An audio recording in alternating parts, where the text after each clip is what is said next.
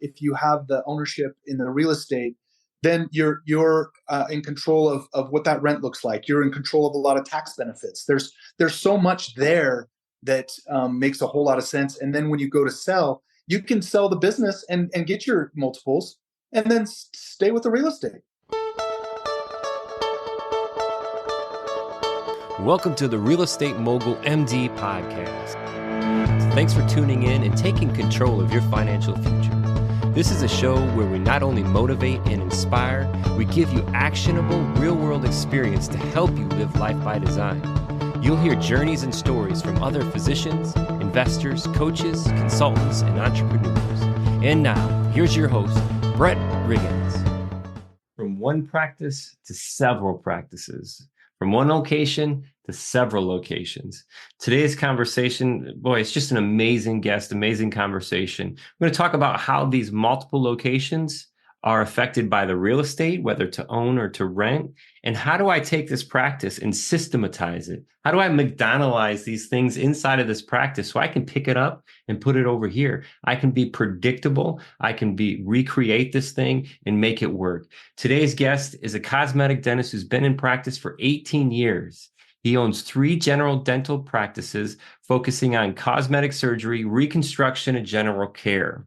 He is owner of 3 high-end orthodontic practices. Everybody, please welcome Dr. Kyle Marshall to the show. Kyle, welcome to the show. How are you doing today, man? Doing great. It's been a fantastic day here in Utah. The snow's been flying around, so nothing like snowy weather in March. Yeah. So I got some friends out there. I'm sitting in the Carolinas now, and I moved here from Michigan. So okay. This time of year, it's springtime. Believe it or not, the leaves are coming out. The flowers are out already, and just absorbing that first bit of sunshine. So sitting outside actually by the pool, but did a cold plunge today. You ever do any cold plunges? Actually, I'm a big cold plunge fan, and I do the Wim Hof method and everything like that. So there's plenty of opportunity around here for cold plunging. Yeah. So you don't even need to have one of those cold ice pools. You can just go into any river or pond or. Yeah. And our pool is really cold right now. So it's open all year round, but it's really cold right now. So it's the same way. And the kids got in. Oh my goodness. When my daughter jumped in, she's 9 and she goes in and submerged, completely submerged. As she came back in, it was all emotions. It just, everything came out. It was fun, man. But hey, let's get down to this. Let's tell everybody a little bit about you. So your medical journey, you're a dentist, correct? That's right. Yeah. So, and a little more to it than that, but just generally speaking, you're a dentist, and let the listeners know just a little bit about your journey medically, where you started and where you're at now. Sure. So I am a general practice dentist in Utah in the Wasatch Mountains, like I said, and I've been doing this about 20 years. Started in 2005. Started with a partner as an associate. And that kind of grew into a partnership with him. And then from there, we kind of leveled up in a lot of ways. We kind of got to certain areas where we felt like we could expand and grow. And together we kind of built a group practice that grew into multiple providers. At that point, I bought a large commercial building that houses not just our practice, but it had a dental lab and an orthodontist in it as well. And as we grew and grew, we needed more space. So we actually ended up needing that space. The orthodontist left. We expanded into more operatories for our general. And then I started my own orthodontic practice and put it in the same building. And from there, that was kind of the genesis to growth for us. We have 3 general offices with multi-doctors in this valley. And then I also own 3 orthodontic practices. So it's been a slow grow, and we've kind of taken it in stages, allowed ourselves to get to a certain point where it made sense to kind of expand and grow with the capacities that we had and the bandwidth we had and then just kind of took it, one step at a time. That's amazing. Well, congratulations. First of all, it's amazing to hear. Thank you. So, what was some of the hardest things for you on the first site, the first location, coming out, and what's how do I even know how much I can pay for rent? Where did you start your first office? And how do I even know all these numbers that a lot of us aren't taught in school? We have a specific niche that we're studying, but we don't have the business side of it. So how are you to dive through all of those unknowns to get started? No, it's an excellent question because, like I said, we our acumen, we're trained to be providers, and that's what we do is we provide the medical services, and we try to do our very best to do that at a high level. And when it comes to expansion, I was introduced to this gentleman, Dr. Chris Neibauer, who had done multiple practices, and he kind of took me under his wing. And he said, when you're first starting, the very first one is always the hardest, like having kids. Mhm. And then once you have that first practice going, then you can start putting some systems in place. And those systems allow you to kind of grow into what it is that you want to do in multiple locations. So once we got those systems in place, we felt like that was going to work. Then we expanded that into our first location, which is about 4.5 miles away, and kind of used the McDonald's model of, keeping it simple, put your systems in place, and if those systems are working, reproduce those systems in a way that you can brand and make work over and over again. And each of those practices now are just, they're doing great. We're having a ton of success with them, and it all goes back to just those reproducible systems. And if you were to generalize those systems and put them into big buckets, what are the most important things to look at when you're McDonaldizing? I love that term because that's exactly what we do in real estate too. Yeah. When we McDonaldize these, what are these buckets that you're looking at for systems? Yeah, that's a good question. So I think for us as providers in dentistry, in the medical field, there's kind of like three areas. There's your front desk, which is kind of like, your insurance and your bills and your payments and everything like that, your schedules. And so that kind of is its own piece. And there's a lot of communication and language that happens up front that once you can get that to a place where you can reproduce that, then you can have an area where, patients feel very comfortable, but also that you have the ability to pay the bills and do all those things and just keep things rolling. You'd be surprised at how many providers get really behind the eight ball because they can't collect. They can't, get paid. And then the second part is kind of us. That's the doctor model. So how do we get guys? In fact, we had an associate here today interviewing. He wants to come join us. Is how do you get people who are like-minded, who can recreate those systems that can have the same language and philosophies that you do, and provide the same level of care. And so a lot of it is finding the right people to put in those places, and then providing the services that match, whatever your, goals and objectives are. And then lastly, it's the marketing piece, and that marketing piece is, for us, the best marketing, and I think probably for you too, is word of mouth. Like, oh yeah, you do something, yeah, right.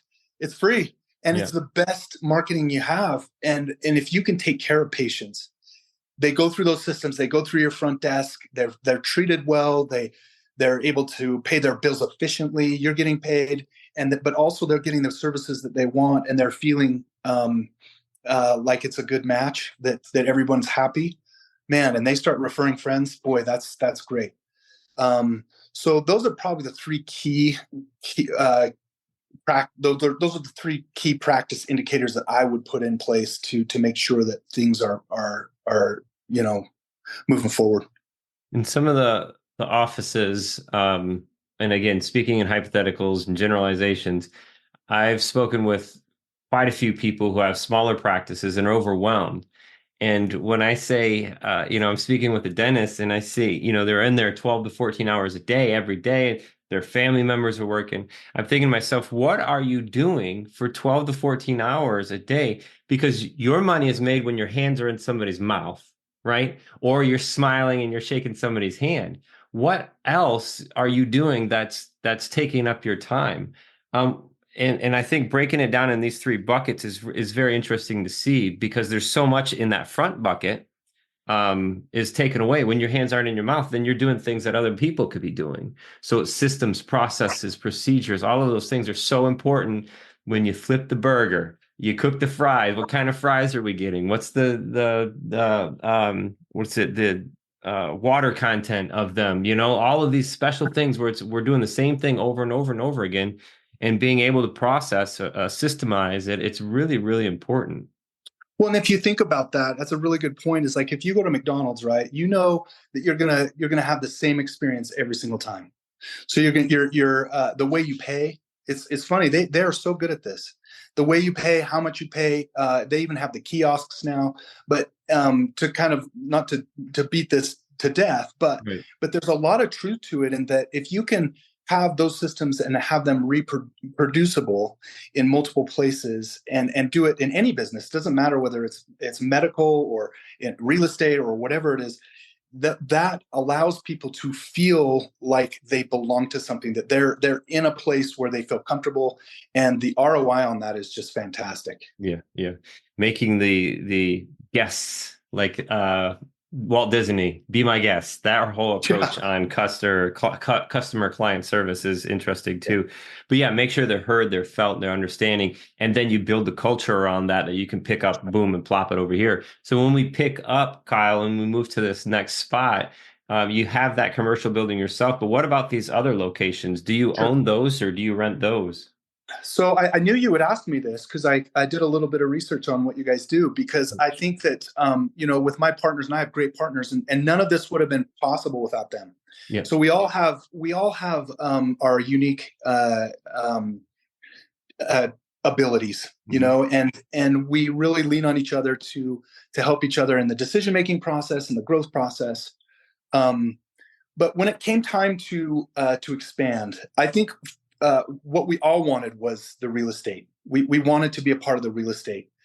What we found is that if we wanted to expand at the rate we wanted to, there was a rate limiting step, and the rate limiting step for us would have been real estate. So we would have taken a lot of capital and a lot of invested capital and put it into the real estate side, and it would have put the brakes on being able to go into these additional locations. So we made the decision at that point that instead of buying the real estate in the next two ventures, that we would go ahead and put together a long-term lease. There is nothing in place now in each of those locations that allows us to move into an ownership capacity, but we're okay with that right now, And as we grow and as those practices gain some momentum, maybe our next move would be something more with the commercial side. Yeah, yeah. And just because the option's not on the table now or in the initial contract, all it takes is a conversation, right, with that Yeah. person. And when even in this place where the lease is, there's always room for that conversation of acquisition. So very interesting. And yes, so limiting the capital really was the hard part, not being able to go to the real estate piece. And by going with a long-term lease, you could then focus that on the business, which I hear all the time, Kyle, is like that's where the multiple is. When you can affect that multiple, if you would ever consider selling, that's where your investment goes. And even when you have great investments in real estate, you still have better air quotes for the listeners, air quotes, better opportunities when you're looking at the multiplier for your business. So I like that. And we had Dr. John Schufelt on the show a while back, and he's done emergency care type uh places, and he's like tons. I was like 30 or 40 or something locations. So he got in the habit of doing this, but it was also interesting how he leased all of those too. And it's like that's the capital crunch is the real estate piece.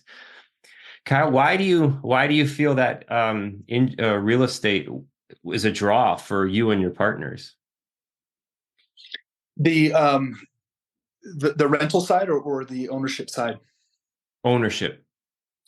Yeah. So the building that we're in here in Springville, that process of ownership happened for me quite some time ago, and it was a just a natural progression to what I was doing. We were staying in the same location. I had a long-term business partner, and everything seemed to fit. In a perfect world, what I would love would be for each of these areas where we've expanded to have its own real estate piece to it. Mm-hmm. Because to your point, those multiples are great. EBITDA is awesome. If you can get things very profitable for your dental practice to go to sell, there's a lot that can be gained there. But I will say that if you can have that rolled inside a real estate piece, Yeah. boy, that's like putting kerosene on the fire. It's so much better. And so, yeah, I mean, there's a lot to be said for that. And those conversations have not happened. I know one of our properties would probably be more open to it than the other one.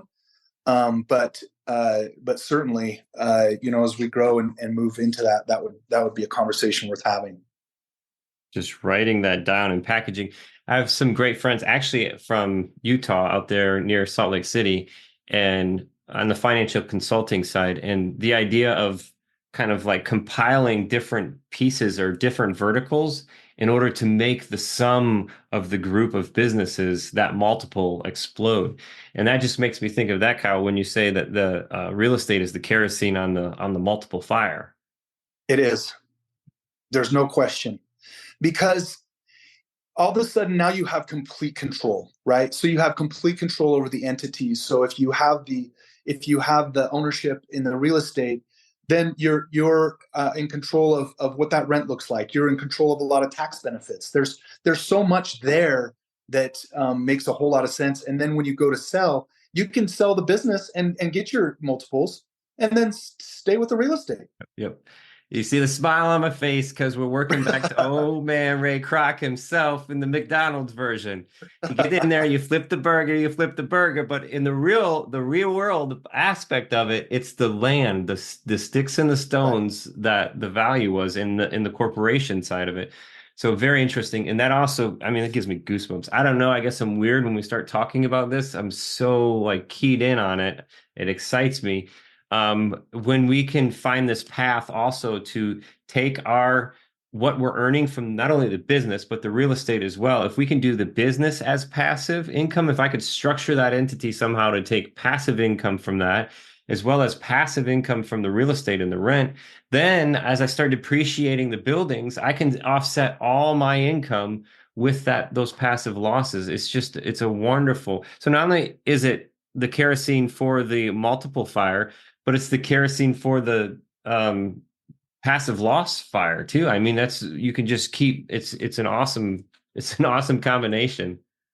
Well, and I think also to your point, there's some insulation there too. So let's say let's say you have a practice that's kind of, it's good, it's not great, but you own the real estate, and the real estate's getting paid, and so there's a buffer there. So your investment stays fairly healthy if you can keep things rolling and get the bills paid. Because eventually you may be able to get that practice up and going, but at the same time you're not just bleeding, I guess is what I'm saying, that the investment stays fairly insulated. Yeah. I remember as a real estate investor, starting, the first company, my wife and I going after it. And then when we were able or thought we were able to bring on another person, we can no longer work out of our basement, Kyle. So we had to figure out this path. So the first one, she would come. I mean, it was like adding to your family, which when the culture is there on these smaller practices, it is like adding to your family, So that was similar. But when we had the opportunity to get out as an entrepreneur, especially in real estate investing, it's kind of like this roller coaster. I'm sure other practices are like that too. But we found a structure that allowed us to basically cash flow without us paying rent. So it talk about cushion. We didn't have to pay rent, but we could, and that also affected the way that we were taxed on the money. So now that's an an expense for the business, and it passed over to a different platform of taxation. So, I'm glad you brought that up because that was really the genesis for what led us to being able to expand the way we did. So, our main practice, which is in Springville, that's our group practice, which is our mothership. It's the one that does the most dentistry. We have the most providers there, but we're debt free there. And so all of a sudden now we have a building and we have the ability to use that building for future capital gain.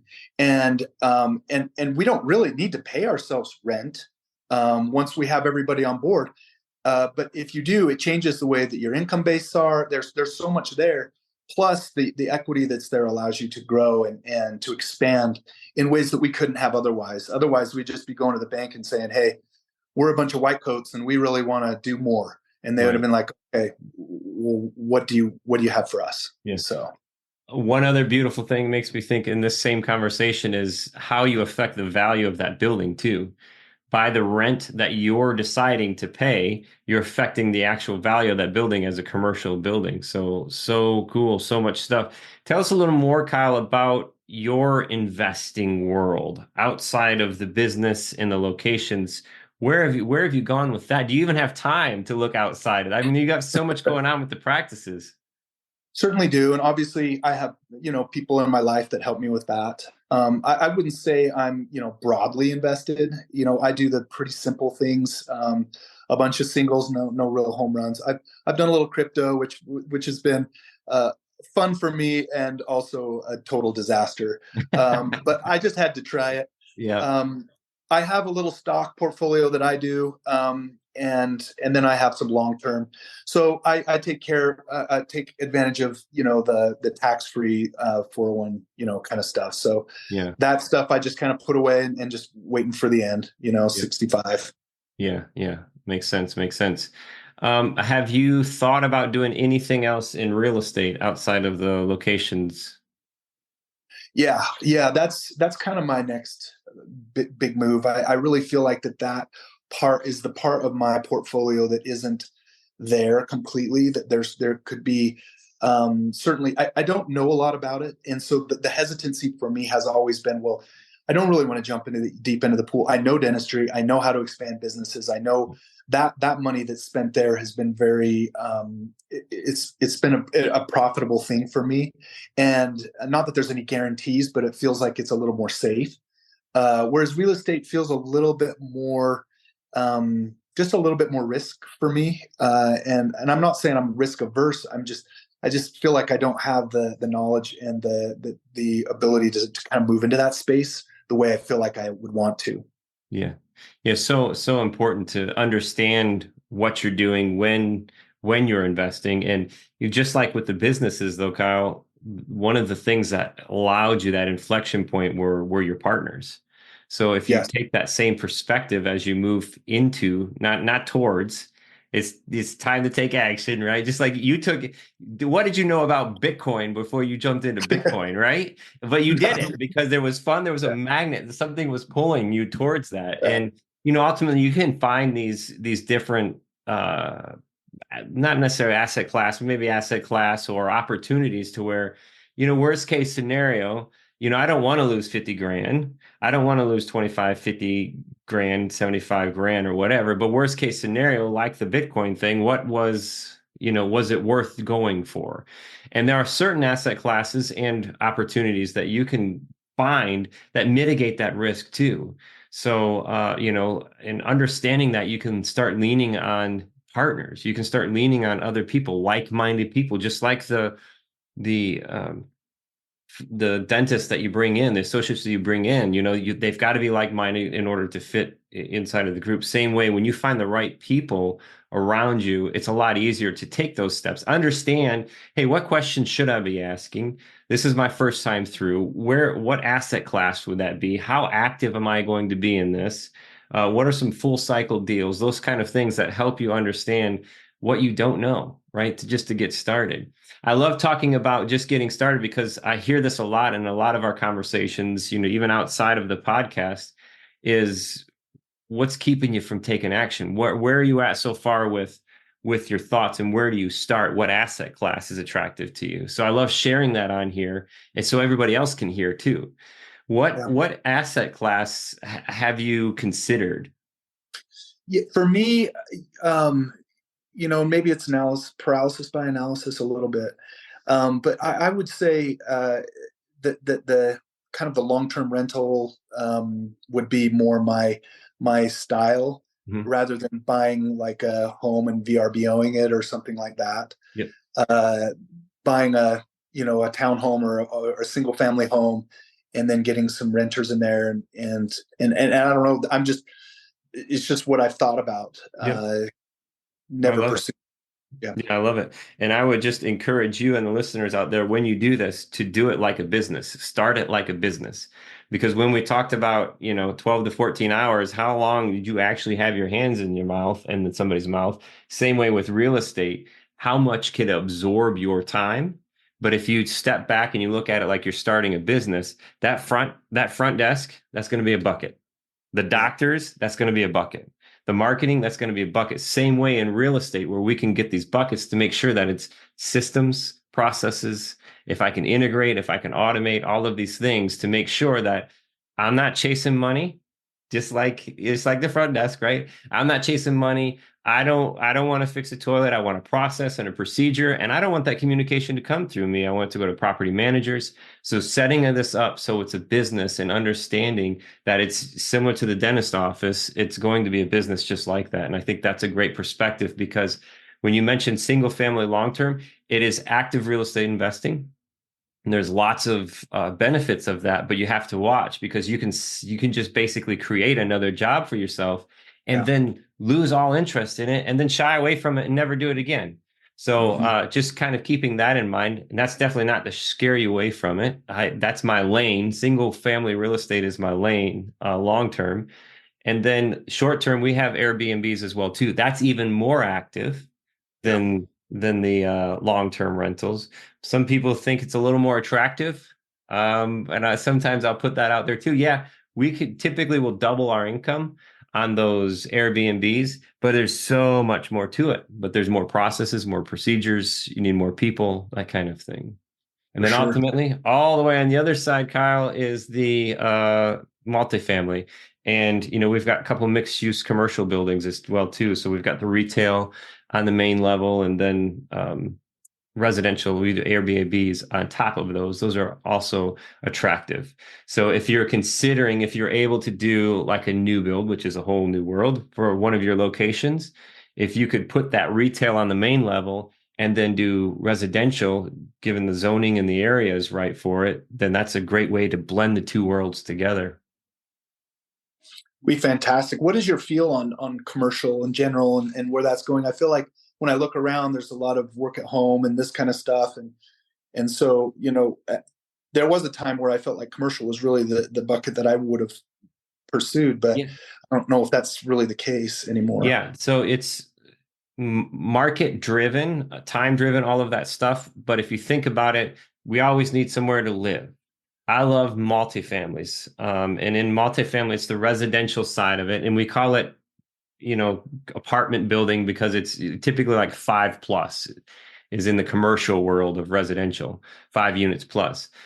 We always need somewhere to live.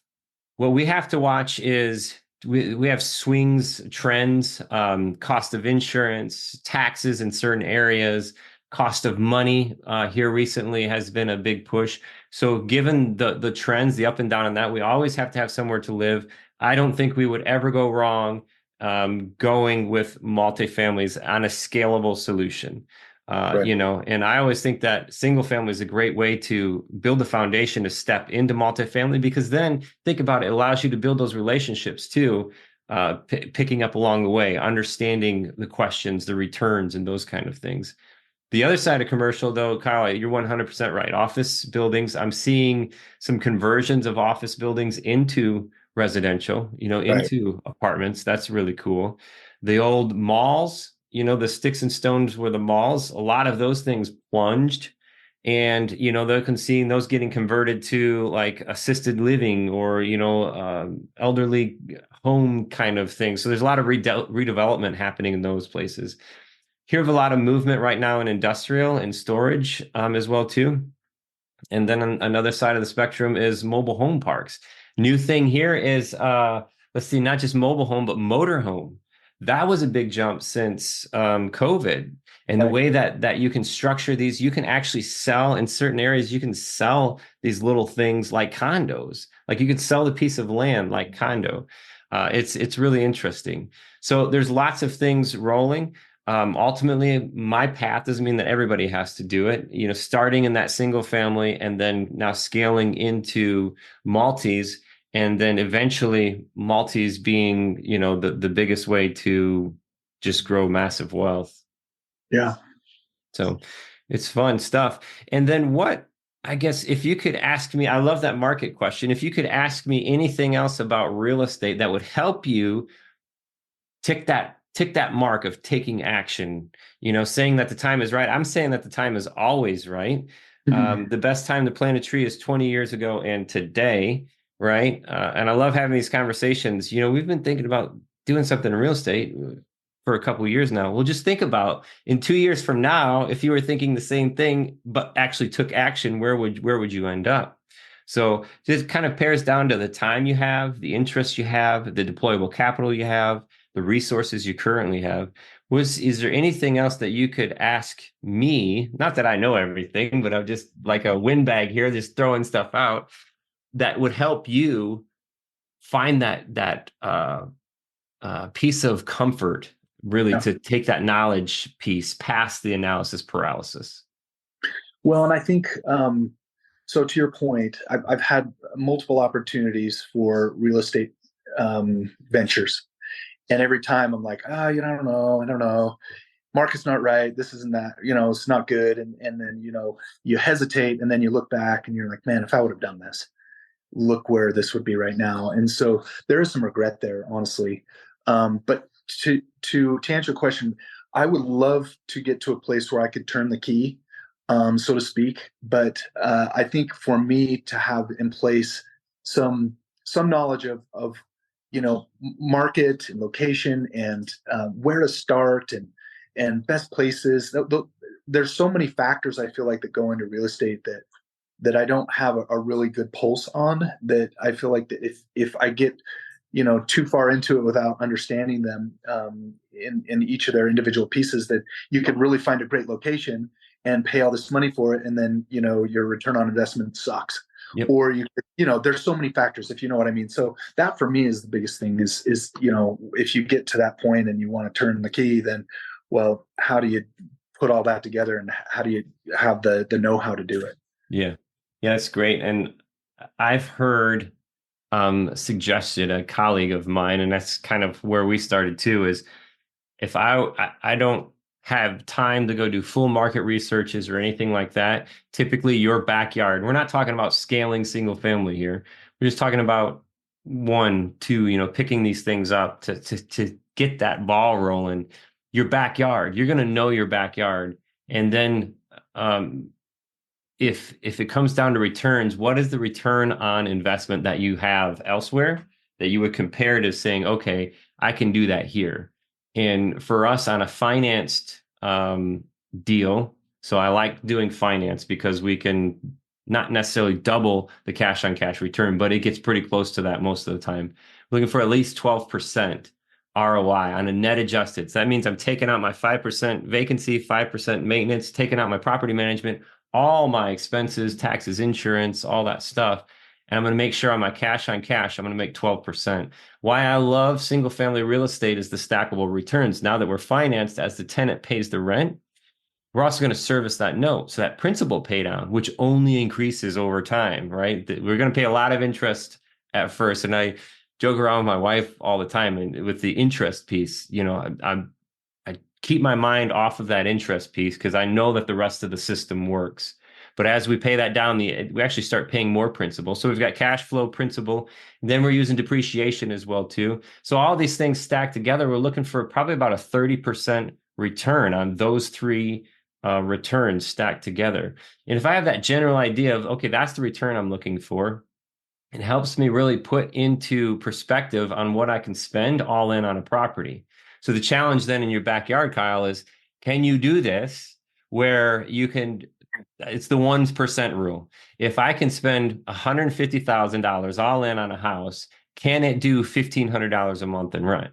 So that's really where it gets a challenge in certain areas because, we're talking San Jose or San Diego compared to, somewhere in rural Iowa or something. There's a drastic difference. But sometimes those smaller little areas give us the ability to do that in affordable, where the person can afford the rent and then we can afford to buy the house that matches with that rent.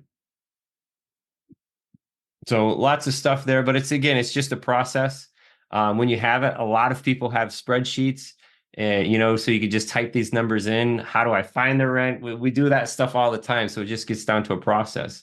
But love to share that more of that with you and help you take that step and lose the analysis paralysis piece. Because the other thing about single family is you can liquidate it, right? Because how many people are able to buy that? The single family homes. You've got Chuck in the trucks doing flips, other landlord type investors, first time homeowners. So say you didn't want something, it's easier to sell it than most other asset classes. So right. Lots of stuff there. Hey Kyle, if you could go back 15 years and you were set beside someone who had a similar path, and let's see, that's right around just maybe before your first location. And what's something that you would tell that person who had the same aspirations, maybe looking to group with the same like-minded people? What's something that now that you would tell that person back then? That to not be afraid, because there's so much fear, and fear, I think, is it basically exists in the unknown. And that if you can justifiably, if you can look at that situation and say, okay, these things I can put together, and with the right people in place, and with the right systems and things that you can control, that you can lean on those things and you can make that happen. And listen, when we did this, we did it. My first office our first office was in 2020, and COVID right then. So we're thinking to ourselves, oh my gosh, we just made the worst mistake ever. And so it's you just don't know those unknowns. But what we did know was that we'd done our due diligence. We knew that these things, this could work, and that if we could just trust the systems and keep it moving forward, that eventually that it would all make sense. So that's what I would say is to lean on those things for sure. Yeah. Lean on the systems. And it's so hard, the perspective piece and all these thoughts in our mind that keep us from moving forward or moving the needle. And, there's so many things we tell ourselves in that, even as an entrepreneur, when things aren't going right and, you see the grass is always greener on the other side, whether it's on social media or whatever. So it's hard, and we just have to maintain perspective, maintain focus, and just trust the systems. I think that's great suggestion. And really, success is not in the absence of pain, and you really do have to put in the work. Nothing in this life that's worth having, it comes for free. Mm-hmm. And so having the perspective and the systems and the drive to work hard and to see it through it's something that I think really in the end plays out to be the most important, just sticking with it. Yep.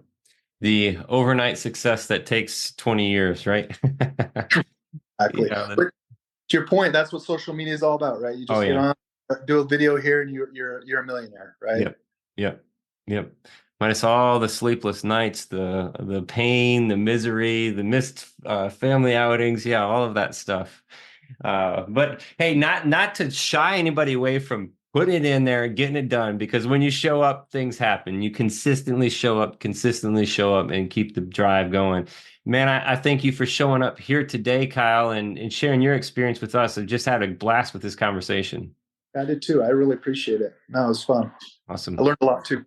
Oh, thank you so much. So if everybody, it's talking about social media, if anybody wants to reach out to you, you've got Kyle Marshall, DDS, on Instagram. They can follow you. They can look you up on LinkedIn as well too. So it's Kyle Marshall with two L's, DDS on Instagram. Can find you. Learn a little bit more. I know there's listeners out there that are thinking of, the multiple practice in the Chris Nybor that you mentioned, right?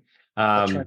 Yeah, so maybe Kyle, you're somebody else's Chris. So Yeah. maybe they'll connect with you and get this stuff straightened out. But to the listeners out there today, thank you so much for your time and as always for your attention and giving us your attention today, because we know with everything out there trying to steal our attention is the most valuable thing that we have. And you've given that to us today. We thank you for that. If you have any questions, please email us at info@physicianwellsystems.com. And until the next time, this is the Real Estate Mogul MD.